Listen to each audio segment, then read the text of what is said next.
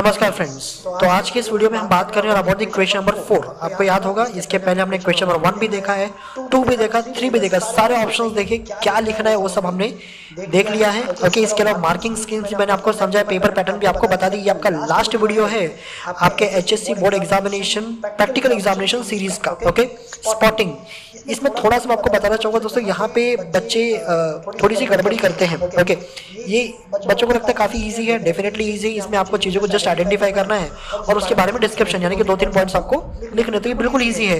लेकिन प्रॉब्लम क्या होता है ना, बहुत सारे स्टूडेंट को वो आइडेंटिफाई नहीं होता है। समझ में आ रहा है? तो अगर आप गलत आइडेंटिफाई करोगे तो लिखोगे भी गलत, काम खत्म। ओके, तो ये जो क्वेश्चन नंबर 4 यहाँ पे रिलायबिलिटी बहुत ज्यादा है। That means you will get either full mark or you will get full 0। Okay, या तो पूरे 1 मार्क आपको मिलेंगे एक स्पॉट पे, या तो सीधा सीधा 0 हो जाएगा। अब रीजन क्या है ना, अगर आपने आइडेंटिफिकेशन ही गलत किया तो आप लिखोगे भी गलत, डिस्क्रिप्शन भी गलत लिखो। अब आप बोलोगे सर मेरा आइडेंटिफिकेशन भले गलत है, डिस्क्रिप्शन तो सही होगा ना। अरे डिस्क्रिप्शन कैसा सही होगा, जब आपने आइडेंटिफिकेशन ही गलत किया तो डेफिनेटली आपका डिस्क्रिप्शन भी रॉन्ग ही होगा। तो यहाँ पे या तो पूरे मिलेंगे या तो पूरे आपके चले जाएंगे। ठीक है, अब दूसरा क्या होता है ना, अपने आप पे कॉन्फिडेंस होना बहुत जरूरी है दोस्तों। क्योंकि जब स्पॉटिंग्स होता है तो स्टूडेंट्स एक के बाद एक ऐसे अरेंज होते हैं। 10 स्पॉट्स है यहाँ पे, तो 10 स्टूडेंट ऐसे लाइन से खड़े रहेंगे। ओके, मतलब मैं यहाँ पे खड़ा हूँ, मेरे जस्ट बगल में दूसरा स्टूडेंट खड़ा है, तो जब मेरा पेपर है ना, मेरे बगल वाले को दिखाई दे रहा है कि मैंने क्या लिखा है। सपोज करो अब मालूम मैं स्पॉट ए पे खड़ा हूँ, स्पॉट ए पे लगा है आपका मेज। अब उस मेज को मैंने साल्विया करके आइडेंटिफाई कर लिया, ध्यान दें मैंने साल्विया आइडेंटिफाई किया है, बट आपने उसको मेज आइडेंटिफाई किया, मतलब आपने उसको सही आइडेंटिफाई किया है। बट क्योंकि आपको अपने ऊपर कॉन्फिडेंस नहीं है, आप बोलोगे भाई मेरे को इतना ज्यादा कैसे आ सकता है, आपने मेरा कॉपी करके जो मेज लिखा था उसको काट करके आपने साल्विया कर दिया। हुआ क्या, गलत सिर्फ मेरा होना था, मेरे वजह से आपका भी गलत हो गया। अब सिर्फ आपका गलत नहीं हो गया, यहाँ पे चेन रिएक्शन स्टार्ट हो जाएगा, आपके बगल वाला भी वो भी कॉपी करेगा, क्योंकि 2 लोगों ने अब गलत आंसर लिखा है तो पूरी बैच का ही रॉन्ग हो जाएगा। समझ में आ रहा है? तो अपने आप पे कॉन्फिडेंस होना जरूरी है इस स्पॉटिंग को करते भाई आपने सही आइडेंटिफाई किया है। जब सही आइडेंटिफाई करोगे तो दोस्तों आप सही लिखोगे भी, डिस्क्रिप्शन भी उसका सही होगा। तो प्लीज किसी को कॉपी मत करो, क्योंकि कॉपी दिखती है वहां पे, एक के बगल में एक बैठे रहते खड़े रहते या तो दिखाई देती है, तो कॉपी मत करो। अपने आप पे भरोसा रखो कि जो भी आपने आइडेंटिफाई किया आपने सही आइडेंटिफाई किया होगा। ठीक है, तो दोस्तों इसको स्टार्ट करते हैं अब हम वीडियो, ज्यादा टाइम आपको नहीं लूंगा। बट हाँ, एक चीज आपसे जरूर बोलना चाहूंगा, अगर आपको मेरी वीडियो हेल्पफुल लगती है दोस्तों तो प्लीज मेरे वीडियो को लाइक करो, शेयर करो, चैनल को सब्सक्राइब करो और प्लीज कमेंट करके आपके जो भी विचार है हम मेरे इस वीडियो के बारे में बताओ। ओके, तो दोस्तों ज्यादा बकवास नहीं करें, सीधा सीधा अपने वीडियो पे आ जाते हैं। ओके, सबसे पहले देखो फ्रेंड्स, आपका स्पॉट ए में ना 4 स्पॉट्स पॉसिबल है। अब 4 में चारों नहीं आएंगे, आपको 4 में से कोई एक ही रहेगा। अब क्या हो सकता है वो आपका एक्सटर्नल और इंटरनल एग्जामिनर मिलके डिसाइड करेगी यहाँ पे रखना क्या है। तो मैं आपको बता दूंगा 4 में से 4 है, 4 में से कोई एक हो। सबसे पहले आपका विंड पॉलिनेशन। ओके, अब आपका देखो यहाँ पे विंड पॉलिनेशन हो सकता है, ये पहला ऑप्शन हो सकता है। दूसरा इंसेक्ट पॉलिनेशन। अगर इन दोनों में से कोई भी है ना दोस्तों, तो आपको क्या लिखना है, you have to write about the floral adaptation. कुछ भलता मत लिखना इसमें। विंड पॉलिनेशन, इसका ब्रैकेट में आप लिखोगे मेज, ब्रैकेट में आप क्या लिखोगे दोस्तों, मेज। अब आपको मेज जो है ये एक विंड पॉलिनेटेड प्लांट यानी कि एनिमोफिलस आपका ये प्लांट है। अब एनिमोफिलस है तो आखिर यहाँ पे ये क्या एडेप्टेशन लेके बैठा है कि एनिमोफिलस है, तो आप उसके मॉर्फोलॉजिकल एडेप्टेशंस के बारे में आपको लिखना होगा। जैसे मोस्टली विंड पॉलिनेटेड जो प्लांट्स होते हैं ना, उसके जो फ्लावर्स होते हैं mostly they are unisexual and flowers are very small, काफी छोटे होते हैं। छोटे का रीजन ये कि हवा आएगा, बड़ा फ्लावर रहेगा, एयर रेजिस्टेंस डेवलप होगा, हवा तोड़ ताड़ के निकल लेगा। ठीक है, यूनिसेक्सुअलिटी आपको देखने को मिलती है। Pollen grains light in weight, pollen grain हल्का रहेगा तभी तो हवा उसको उड़ा के लेके जाएगा। स्मूथ होना चाहिए, स्पाइनी पोलन ग्रेन होगा या तो ऊपर या तो नीचे। समझ में आ रहा है? इसके अलावा यहाँ पे कुछ हद तक जो आपका स्टिग्मा होता है वो फेदरी स्टिग्मा आपको देखने मिलता है। रीजन क्या है ना, पोलन ग्रेन को हवा से पकड़ना है। समझ में आ रहा है? तो ये सारे आपको लिखने हैं। ओके, वैसे आपका इंसेक्ट पॉलिनेशन। ओके, यहाँ पे आपका फोटोज वगैरह रखे रहेंगे साल्विया का। ओके, बहुत ही स्पेशल फ्लावर है आपका साल्विया में। Lever mechanism, not LIVER, it's LEVER, lever mechanism. Lever आपने फिजिक्स में पढ़ा है, simple type of machine having 3 components, fulcrum, load and effort. Okay, तो यहाँ पे आप बता सकते हो कि भाई इसमें एडेप्टेशन क्या है। तो जो स्टमन्स होता है बाइफर्केट होता है, नीचे की तरफ स्टेराइल एंथर लोब, ऊपर की तरफ आपका फर्टाइल एंथर लोब। इंसेक्ट आएगा स्टेराइल एंथर लोब पे बैठेगा, फर्टाइल एंथर लोब नीचे आएगा और that fertile anther lobe will touch the back portion of your insect. Okay, क्योंकि वो एंटोमोफिलस प्लांट है तो सॉरी उसका जो पोलन ग्रेन स्पाइनी होगा, स्पाइनी होने की वजह से उसके बैक में वो चुभ जाता है। And when same insect visits some another flower, अगर किसी फीमेल फ्लावर पे जाएगा स्टिग्मा स्टिकी होने की वजह से वो उसकी बॉडी से निकल भी जाता है, मतलब पॉलिनेशन अचीव हो गया। ओके, अब इसके बाद देखो दोस्तों थर्ड और फोर्थ ये दोनों आपके कंट्रोल्ड पॉलिनेशन का पार्ट है, emasculation and bagging and tagging. इसमें आपको सिंपल इसके बारे में डिस्क्रिप्शन लिखना है। इमैस्कुलेशन नाम से पता चलता है, E means removal, masculation masculine means male, so removal of male part of the flower well before the anthesis. Anthesis का मतलब होता है opening of flower, flower open होने से पहले उसमें से मेल को उखाड़ के फेंक देना, उसी को कहते हैं हम इमैस्कुलेशन। ये कंट्रोल्ड पॉलिनेशन। जब हम कंट्रोल्ड पॉलिनेशन की बात करते हैं दोस्तों, तो यहाँ पे ऑलरेडी मैंने मेल सिलेक्ट कर रखा है, तो जब मैंने इमैस्कुलेशन किया ना उस बाइसेक्सुअल फ्लावर का, इसका मतलब मैंने उसको फीमेल बना दिया।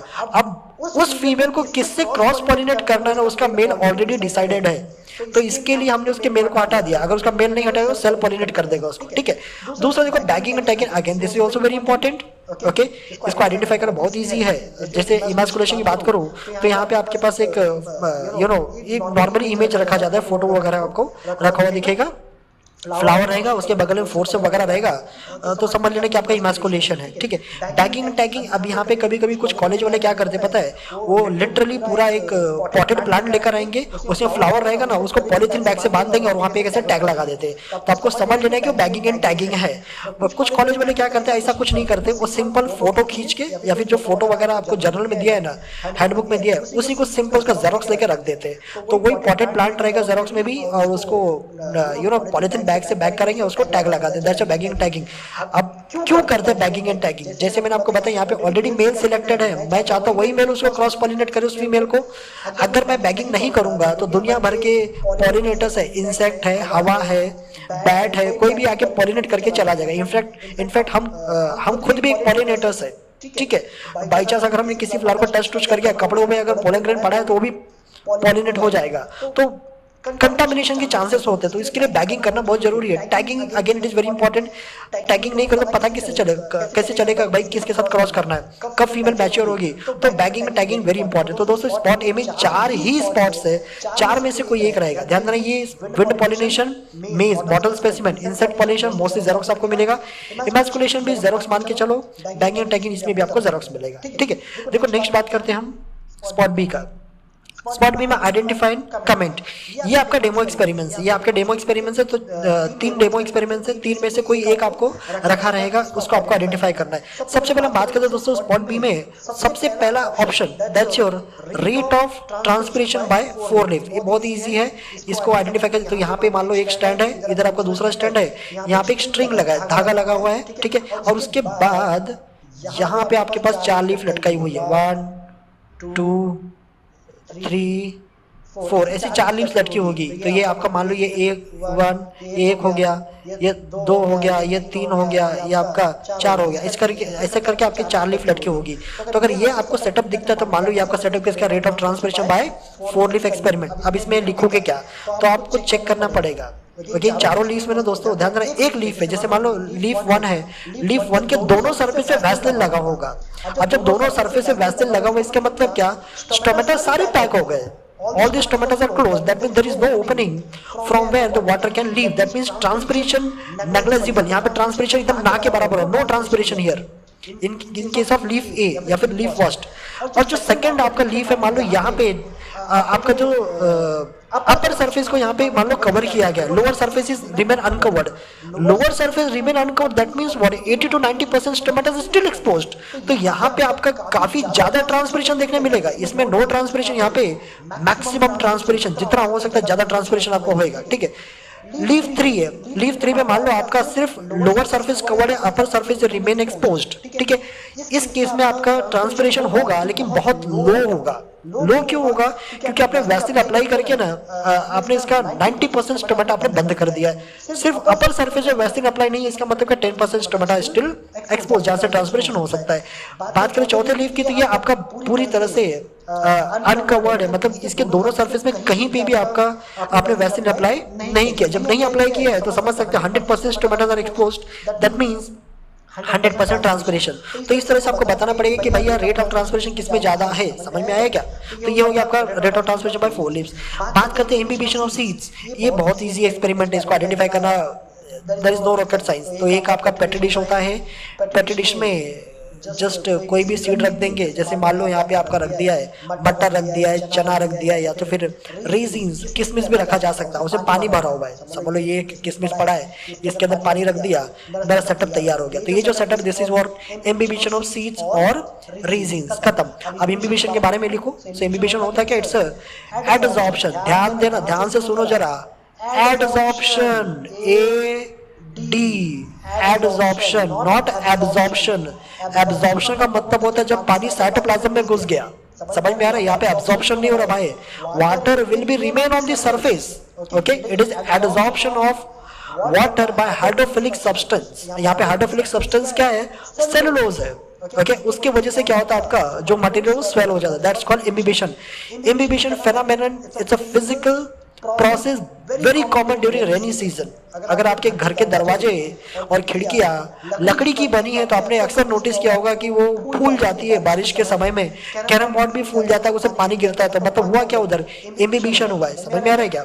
इसके बाद देखो आपके पास separation of plant pigments by paper chromatography. तो ये सिंपल है, कहीं कहीं प्रॉपरली सेपरेट करके रखा रहता है, कहीं कहीं सिंपल एक टेस्ट ट्यूब रहेगा बड़ा सा, उसके अंदर आपका एक पेपर होएगा, एक पेपर होएगा आपको, ठीक है। और उस पेपर में डिफरेंट डिफरेंट आपको कलर्स दिखते हैं। देखो ये पेपर है, इसके अंदर आपको डिफरेंट डिफरेंट कलर्स आपको कुछ इस तरह से नजर आते हैं, ठीक है। तो आपको देखना उसमें कौन कौन से पिगमेंट्स आपके सेपरेटेड है। तो इसमें क्लोरोफिल ए हो सकता है, क्लोरोफिल बी हो सकता है, और ज़ैंथोफिल हो सकता है, कैरोटीन हो सकता है। ध्यान देना, यहाँ पे हम हायर प्लांट्स की बात कर रहे हैं। Chlorophyll A, chlorophyll B, xanthophyll and carotene. No chlorophyll C, no chlorophyll D, no chlorophyll E, no bacteriochlorophyll, no bacterio body, ये सब नहीं होता इसमें। हायर प्लांट्स में सिर्फ chlorophyll A, chlorophyll B, xanthophyll और कैरोटीन होता है। अपना ज्यादा दिमाग लगाने का नहीं, सिंपल। कलर देखो, आपको बताना है। अब जैसे क्रोमेटोग्राफी, क्रोमा, क्रोमा का मतलब ये होता है colour, graphy separation. So simply separation of plant pigments by using paper as a substratum. तो हम पेपर को एज अ सबस्ट्रेटम यूज करें, प्लांट पिगमेंट्स को क्या करें? सेपरेट करने की कोशिश कर रहे हैं। यही है दोस्तों आपका पेपर क्रोमेटोग्राफी। कलर देखो, पिगमेंट्स का नाम लिखो। जैसे येलो कलर तो आपका ज़ैंथोफिल होगा, ऑरेंज हो तो आपका कैरोटीन होगा। तो ऐसे ही आपको कलर को आइडेंटिफाई करके उसका नाम लिखना है, ओके। तो दोस्तों अब हम बात करेंगे अबाउट दी स्पॉट सी। देखो स्पॉट सी थोड़ा सा कंफ्यूजिंग आपके लिए हो सकता है। अब इसका रीजन क्या है दोस्तों? उसका रीजन सिंपल सा है कि यहाँ पे सारे प्लांट्स हैं, सारे प्लांट्स के स्पेसिमेन हैं। दूसरा ये सारे के सारे बॉटल स्पेसिमेंस है, यानी कि सारे प्लांट्स आपको फॉर्मेलिन में प्रिजर्व्ड बॉटल में आपको देखने मिल जाते हैं, ओके। और वैसे भी प्लांट को आइडेंटिफाई करना थोड़ा सा डिफिकल्ट होता है, बट हाँ अगर आप क्लोजली ऑब्जर्व करोगे तो ये बहुत ईजी इनको आइडेंटिफाई करना, ओके। अब देखो स्पॉट सी में यहाँ पे जो प्लांट्स है उसमें या तो आपके पास जेरिक प्लांट्स होंगे या तो फिर एक्वेटिक प्लांट। ध्यान देना स्टूडेंट्स, यहाँ पे आपके पास टोटल 6 स्पेसिमेंस है। अभी 6 में से कोई एक आपको आएगा, इसके लिए थोड़ा सा डिफिकल्ट है, ओके। अब देखो जेरिक प्लांट्स में सबसे पहले आपके पास है कैलोट्रोपिस प्रोसेरा, ओके। कॉमन नेम इसका है रुई, ओके। अब ये जो प्लांट है अगर ये आपको एग्जाम में आता है तो आप इसके बारे में क्या लिख सकते हो? तो सबसे पहले जैसे कैलोट्रोपिस प्रोसेरा, इसकी जो लीव्स होती है जैसे अब आप जानते हो ये जेरिक प्लांट्स है, मतलब रहता है किधर? डेजर्ट में, ओके। तो डेजर्ट में रहने के लिए सबसे ज़्यादा इंपॉर्टेंट क्या? तो सबसे ज़्यादा इंपॉर्टेंट है दोस्तों to reduce the rate of transpiration. तो इस केस में ना फ्रेंड्स आपको लीफ कुछ हद तक थिक लेदर ही देखने मिलती है, ओके। इसका क्यूटिकल भी काफ़ी हद तक आपका थिक होता है, जो कि कुछ हद तक हम बोल सकते हैं प्रिवेंटिंग वॉट और decreasing, not preventing, decreasing the rate of transpiration. और हाँ एक चीज़ मैं आपको सजेस्ट करना चाहूँगा, यहाँ पर या तो आप साइंटिफिक नेम लिखो या तो कॉमन नेम लिखो, ठीक है। अगर आपको साइंटिफिक नेम अच्छे से नहीं आता है, do not right that scientific name, क्योंकि टीचर्स या फिर जो एग्जामिनर आपके मार्क्स कट कर सकता है। और हाँ make sure to underline, if you are writing the scientific name make sure to underline both genus and species name separately. ये सब आपको 11th स्टैंडर्ड में अच्छे से सिखाया गया है। अगर आप इसको 12th में फॉलो नहीं करेंगे तो हो सकता है एग्जामिनर आपके मार्क्स कट कर ले, भले आपने नाम सही लिखा उसके बावजूद आपके मार्क्स कट हो सकते हैं। ठीक है, इसके बाद देखो दोस्तों आपके पास है next one, that's your acacia arabica. Okay, इसको हम कॉमनली बोलते हैं बबूल, तो आप इसका बबूल नाम लिखो या तो फिर आप इसका नाम अकेशिया अरेबिका भी लिख सकते हो। तो यहाँ पे अगर आप देखोगे तो इसमें भी आपको कुछ थॉर्न्स वगैरह देखने को मिल जाते हैं। ओके, ये बेसिकली मॉडिफिकेशन है आपका। ओके, ये भी आपका एक तरह का नॉन सक्यूलेंट ज़ेरोफाइट है, इसमें भी आपको मॉडिफिकेशंस ये कांटे होते किसके, तो एग्जैक्टली ये स्टिप्यूल्स होते हैं। ये क्या होता है, आपके स्टिप्यूल्स होते हैं जो कि मॉडिफाई हो जाते हैं इनटू दी स्पाइंस। फंक्शन वही है दोस्तों, reducing the rate of transpiration, तो उसका ट्रांसपिरेशन कम करना इसका आपका मेन फंक्शन होता है। ठीक है, इसके बाद देखो हम बात करते हैं ओपनशिया डिलेनाई। ओके, अब ये ओपनशिया डिलेनाई ये बहुत ही कॉमन है, दिस इज योर नाक फनी। ओके, एक बात और बता दूं तो आपका जो फर्स्ट और सेकंड स्पेसिमेन ये दोनों ही आपके नॉन सक्यूलेंट ज़ेरोफाइट है, मतलब they are unable to retain water. Okay, but this one Opensia delena, this is your succulent xerophyte. Okay, when I say succulent that means this plant is able to retain the water. आपने देखा रहेगा जो नागफनी होता है काफी thick आपको देखने मिलता है, वो थिक है क्यों, इसका मतलब कुछ तो रिटेन करके बैठा है। सो बेसिकली Opensia delena है able to retain the water. Okay, तो ये आपका तीसरा स्पेसिमेन है फ्रेंड। अब इन तीनों में से कोई भी एक हो सकता है। ओके, जेरिक प्लांट अगर आया तो। उसके बाद देखो तो आपके पास एक्वेटिक प्लांट्स में भी अपने पास 3 स्पेसिमेंस है, हाइड्रिला, आइकॉर्निया और टाइफा। ओके, हाइड्रिला बेसिकली इसको आइडेंटिफाई करना बहुत इजी है, पतली पतली आपको देखने को मिल जाती है, तो ये आपका हाइड्रिला। इकॉर्निया अगेन वाटर हाइसिन, ये बहुत ही ज़्यादा कॉमन है, आपने वाटर बॉडीज में इसको देखा भी होगा। This one is also called the terror of Bengal. तो बेसिकली इनका रेट ऑफ रिप्रोडक्शन बहुत हाई होता है, इनको अगर किसी वाटर बॉडी से बढ़ गए तो इनको निकाल पाना डिफिकल्ट होता है। उसके बाद दोस्तों आपके पास है टाइफा। तो एक्वेटिक प्लांट्स अगर आएगा तो इसमें 3 ही स्पेसिमेंस अपने पास आपको ध्यान रखना है, hydrilla, eichhornia and the typha. Okay, so spot C में आपके पास 6 स्पेसिमेंस है, 6 में से कोई एक ही आएगा। अब 6 कौन कौन से, तो कैलोट्रोपिस, अकेशिया, ओपनशिया, इसके अलावा हाइड्रिला, इकॉर्निया एंड टाइफा। बात करते दोस्तों स्पॉट डी की, और हाँ यहाँ पे एक चीज और मेंशन कर दूं मैं, इन सभी प्लांट्स में you have to write about the morphological adaptations, मतलब ये किस तरह से अडेप्टेड है वाटर में या फिर डेजर्ट कंडीशंस में रहने के लिए, उसके बारे में लिखना है। Okay, you can write 2 to 3 points. इसके बाद देखो आपके पास है स्पॉट डी, ये भी इजी है, इसको आइडेंटिफाई करना काफी हद तक इजी होता है, बट हाँ कुछ स्टूडेंट्स को माइक्रोस्कोप में कुछ भी समझ में नहीं आता है। ओके, देखेंगे कुछ और, आइडेंटिफाई करेंगे कुछ और लिखेंगे कुछ और। ओके, तो इसको आइडेंटिफाई करना आपको आना चाहिए। अब स्पॉट डी में देखो ये कंपाउंड माइक्रोस्कोप में रखा रहेगा, यहाँ पे स्लाइड फिक्स किया रहता है, आपको स्लाइड को ऑब्जर्व करना है, स्लाइड को देख के आपको बताना है कि भाई वो क्या है। ओके, और एक बात और बोल दो दोस्तों कि कभी कभी ऐसा भी होता है, क्योंकि 10 लोग खड़े रहेंगे, काफ़ी लोग उस स्लाइड को देख कर जाते हैं, तो पॉसिबल है कि स्लाइड आपका कुछ हद तक अपने प्लेस से हट जाए। ठीक है, तो आपको ध्यान देना है कि स्लाइड अपने जगह पर है या फिर नहीं है। कभी कभी स्टूडेंट ध्यान नहीं देते, कुछ भी देख के कुछ भी लिख के चले जाते, तो आपको याद रखना, अगर स्लाइड आपको क्लियर नहीं दिख रहा है, कॉल इंटरनल एग्जामिनर को बुलाओ या फिर एक्सटर्नल एग्जामिनर को बोलो कि मेरे को ये स्लाइड बराबर दिख नहीं रहा है, I am not able to identify this slide. अगर नहीं दिख रहा है तो ठीक है, सब कुछ दिख रहा है फिर भी आप आइडेंटिफाई नहीं कर पा रहे हो, इसका मतलब आपको कुछ नहीं आ रहा है। ठीक है, देखो बात करते हैं स्पॉट डी की। तो स्पॉट डी में आपके पास 3 पॉसिबल 3 यहाँ पे है, 3 में से कोई एक ही आपको रहेगा। ओके, अब क्या क्या हो सकता है, सो स्पॉट डी में आपके पास पहला हो सकता है टीएस ऑफ ओवरी। ओके, ध्यान देना यहाँ पे हम सब कुछ ह्यूमंस का ही बात करने वाला है। Okay, TS of ovary. Okay, और ये इसको आइडेंटिफाई करना बहुत डिफिकल्ट नहीं है, ये आलमंड शेप का आपको दिखाई देता है, ये प्रॉपर दिखता है। ओके, तो अगर टीएस ऑफ ओवरी आया तो आपको सेक्शन के बारे में लिखना होगा। Okay, so you will identify spot D, TS of ovary. अब ओवरी के बारे में लिखो, ध्यान देना यहाँ पे मॉर्फोलॉजी नहीं बताना है आपको, मीन्स वो कैसा दिखता है उसका स्ट्रक्चर आपको एक्सप्लेन नहीं करना, उसका सेक्शन को आपको एक्सप्लेन करना है। और आपको पता है जब सेक्शन लेते हैं ओवरी का तो उसमें 2 पार्ट्स आपको नजर आते हैं, एक तो outer part that's your cortical part यानी कि कॉर्टेक्स, दूसरा आपका inner part that's your medulla. अब इसका ओवरी आपको पता है in case of female we call it as a primary sex organ, reason this is the organ which is responsible for the production of egg, or you can say the secondary oocyte in case of female apart from the production of female sex hormone यानी कि oestrogen. इसी वजह से इसको हम primary sex organ बोलते हैं। ठीक है, अब ये ओवरी के अंदर ही बेसिकली दोस्तों जो मेंस्ट्रुअल साइकिल यानी कि जो फॉलिकुलर स्टेजेस होते हैं वो सब आपको देखने को मिलते हैं। तो वही सब चीजें आपको लिखना। वो भी कहाँ पे चलता है? तो कॉर्टेक्स में चलता है। ओके, ओवेरियन कॉर्टेक्स में।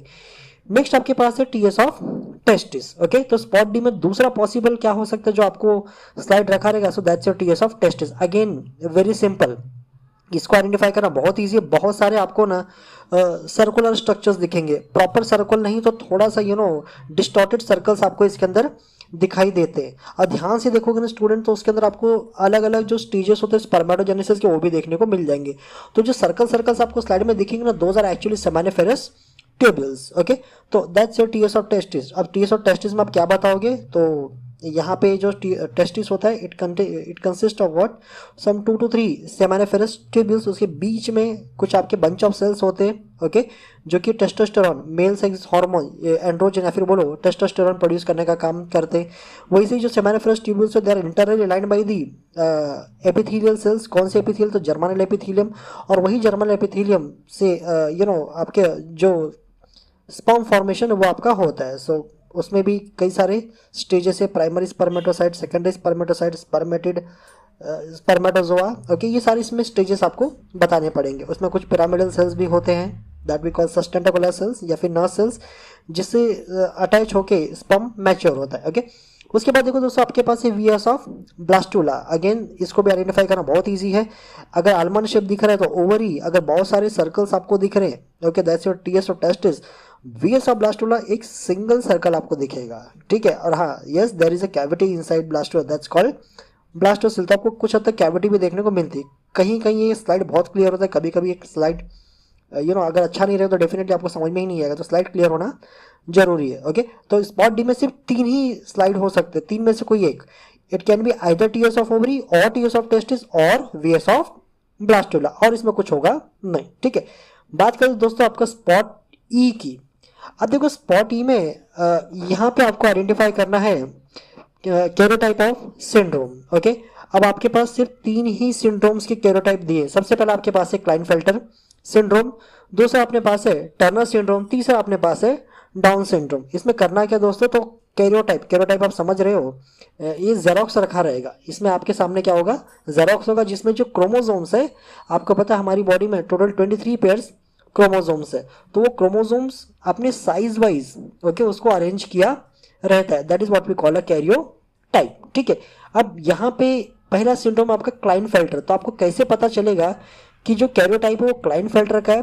तो दोस्तों आपको ध्यान देना है क्रोमोसोम्स के ऊपर, क्रोमोसोम कॉम्प्लीमेंट्स पे। ओके, कितने क्रोमोसोम है, कौन सा क्रोमोसोम में ये प्रॉब्लम्स आपको देखने को मिल रही है? ध्यान देना, अगर क्लाइनफेल्टर सिंड्रोम है तो इस केस में याद रखना ये क्लाइनफेल्टर टर्नर ये दोनों ही आपके होते हैं because of non disjunction in sex chromosome. Okay, अगर सेक्स क्रोमोसोम में किसी तरह का नॉन डिसजंक्शन होगा ना, then only you will get to see this Klinefelter and also the Turner syndrome. अभी क्लाइनफेल्टर का क्रोमोसोम कॉम्प्लीमेंट क्या होता है? So basically it is XXY। ध्यान देना, XXY, यानी कि आपको सीधा आपकी नज़र जो है सीधा कहाँ जानी चाहिए? तो आपकी नज़र जानी सीधा 23rd पेयर पे। अगर 23rd पेयर पे आपको 2 X क्रोमोसोम और 1 Y क्रोमोसोम दिख रहा है, इसका मतलब ये जो कैरोटाइप आपके सामने पड़ा हुआ है that's representing what? A Klinefelter syndrome. तो आइडेंटिफिकेशन हो गया। आइडेंटिफिकेशन के बाद ना you have to write some description. अब आपको उसके बारे में कुछ कमेंट करना है। कमेंट मतलब सिर्फ मुंह से कमेंट करके नहीं छोड़ देना, आपको लिटरली आपको लिखना है, तब आप उसके बारे में लिखेंगे। जैसे क्लाइनफेल्टर सिंड्रोम, जैसे मैंने आपको ऑलरेडी बता दिया, ये कंडीशन अराइज की होती है because of the non disjunction in sex chromosome. Okay, अब इसका chromosome complement it is XXY। और जो पर्सन फिजिकली जो पर्सन होगा फिजिकली वो मेल होता है। ओके, बट डेफिनेटली क्योंकि यहाँ पे XX है तो कुछ हद तक ऐसे पर्सन की केस में दोस्तों फीमेल कैरेक्टर्स भी डेवलप होना स्टार्ट हो जाते हैं। इसको कहते हैं गायनोकमेस्टिया, यानी कि there will be the development of breast over the period of time. जो नॉर्मली मेल में ब्रेस्ट होता है वो हम बोल सकते हैं वेस्टिजियल है एक तरह से। ठीक है, बट क्लाइनफेल्टर की केस में ना ये काफ़ी हद तक ब्रेस्ट डेवलप हो जाता है, क्योंकि XX ये फीमेल सेक्स को कंट्रोल करते हैं। इनके पास DAX1 ये सब कुछ जीन्स होते हैं जो कि नॉर्मली फीमेल सेक्स को प्रमोट करते हैं, ठीक है। इसके बाद बात करें दोस्तों आपका टर्नर सिंड्रोम। ओके, अब देखो टर्नर सिंड्रोम अगेन जैसे ये होता है आपका Klinefelter because of non disjunction, similarly Turner syndrome ये भी आपका क्यों होता है because of non disjunction in sex chromosome. अब नॉन डिसजंक्शन कब होता है तो बताने की जरूरत नहीं है, ये मियोसिस 1 के दौरान एनाफेज स्टेज में आपको ये देखने मिलता है नॉन डिसजंक्शन, ठीक है। अब देखो टर्नर सिंड्रोम में अब फिजिकली इस केस में ना दोस्तों Turner syndrome physically the person is female. Okay, ये नॉर्मली फीमेल्स होती है बट यहाँ पे क्रोमोसोम कॉम्प्लीमेंट क्या होगा आपका X0। ओके, इसका मतलब क्या, ये जो फीमेल है ना इसकी बॉडी में एक क्रोमोसोम कम है, इसकी बॉडी में एक क्रोमोसोम कम है, नॉर्मली 46 होना चाहिए बट इसके पास क्या है सिर्फ 45 ही है। अब यहाँ पे भी इसको भी आइडेंटिफाई कैसे करोगे, again you have to look for the 23rd pair.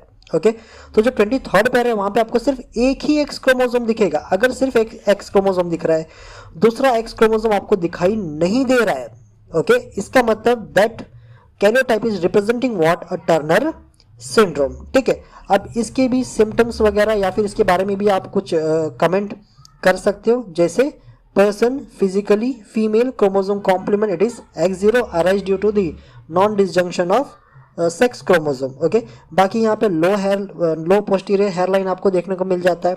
Okay, इसके अलावा डेफिनेटली चाहे क्लाइनफेल्टर हो चाहे टर्नर हो, दोनों ही आपके स्टेराइल होते हैं। None of them are able to produce child, कोई भी चाइल्ड प्रोड्यूस नहीं कर सकता। बाकी ovaries are under develop, shield shape, broad chest, इनका जो वॉइस भी होता है कुछ हद तक आपको डिफरेंट आपको देखने को मिलता है। ओके, तो ये सारी चीज़ें आप टर्नर सिंड्रोम में लिख सकते हो। उसके बाद दोस्तों आपके पास डाउन सिंड्रोम। अब देखो ये जो डाउन सिंड्रोम है ना, जैसे ये दोनों क्लाइनफेल्टर टर्नर ये दोनों ही आपके सेक्स क्रोमोसोम में प्रॉब्लम्स की वजह से यानी कि नॉन डिसजंक्शन की वजह से होती है, लेकिन Down syndrome this occur due to the non disjunction in somatic chromosome, यानी कि जो आपके बॉडी के जो क्रोमोसोम्स होते हैं ना, ओके, जिसको हम नॉर्मली ऑटोसोम्स बोलते हैं, तो ऑटोसोम्स में अगर किसी तरह का नॉन डिसजंक्शन होता है तो वहाँ पे आपका ये कंडीशन डेवलप होता है आपका डाउन सिंड्रोम। अब आप बोलोगे ऑटोसोम्स तो बहुत सारे होते हैं, डेफिनेटली बहुत सारे होते हैं, तो ध्यान दो दोस्तों जो आपका डाउन सिंड्रोम है it is the trisomy. Okay, it is the trisomy of 21st chromosome, यानी कि नॉन डिसजंक्शन हुआ और नॉन डिसजंक्शन एग्जैक्टली कहा हो तो 21st क्रोमोसोम में। ओके, और जैसा मैंने आपको बताया कंडीशन क्या आपका, so trisomic condition, and when I say trisomic that means this person और द पेशेंट, तो जो पेशेंट है डाउन सिंड्रोम का, दैट पेशेंट और the person will have 3 copies of the 21st chromosome, तो उसके पास ना 3 कॉपीज होगी। ध्यान देना दोस्तों, ये गलत है। यहाँ पे आपके पास क्या होगी, आपके पास से मतलब है उस पेशेंट के पास 3 कॉपीज। ओके, यहाँ पे एक नहीं 2, नॉर्मली 2 होनी चाहिए, नॉर्मली हमारे पास 2 होनी चाहिए क्योंकि we are the product of fertilisation. एक क्रोमोसोम मेल पेरेंट से आता है, एक फीमेल से आता है, ठीक है। अब तीसरा यहाँ पे क्यों आ गया, क्योंकि नॉन डिसजंक्शन हुआ, क्रोमोसोम सेपरेट नहीं हुए, जिस वजह से यहाँ पे 3 कॉपीज हो गई। तो down syndrome it occur because of trisomy of 21st chromosome. Okay, तो आपको इसको आइडेंटिफाई करने के लिए आप कहाँ पे सीधा देखोगे, तो आपको ध्यान देना है 21st क्रोमोसोम पे। अगर 21st क्रोमोसोम में 3 क्रोमोसोम्स आपको दिख रहे हैं, नॉर्मली 2 होना चाहिए बट अगर आपको 3 दिख रहा है, इसका मतलब that represent what, a down syndrome. Okay, अब देखो डाउन सिंड्रोम की बात करें तो ये यहाँ पे कुछ हद तक मेंटल रिटार्डेशन भी आपको देखने मिल जाएगा। ओके, बॉडी प्रॉपरली डेवलप भी नहीं होती, यानी कि जो फिजिकली भी पर्सन ठीक से डेवलप नहीं होता है, तो इसमें भी आप लिख सकते हैं।